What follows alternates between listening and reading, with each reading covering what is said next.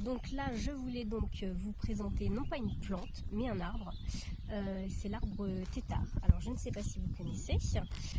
En fait, c'est un arbre qui a été façonné par l'homme. En général, c'est des feuillus.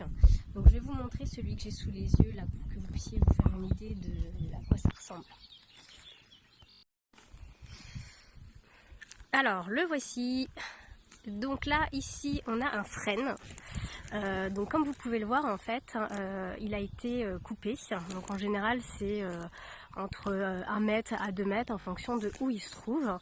Et du coup, les branches partent directement du haut du tronc.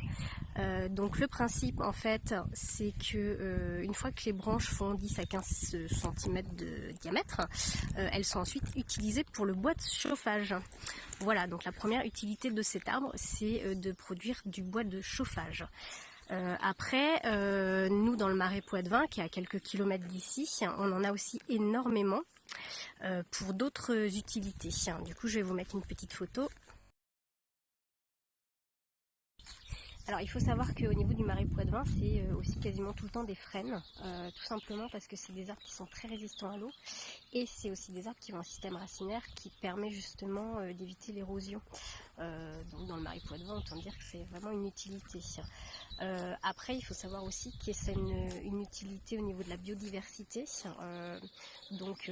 au niveau de la biodiversité aquatique qui peut nicher au niveau des racines, mais aussi au niveau des troncs, puisque au fil des années, c'est des arbres qui peuvent aller jusqu'à 200 ans, il y a des cavités qui se forment dans les troncs et ça permet à des tas d'animaux, donc aussi bien insectes, oiseaux ou mammifères, de pouvoir y nicher.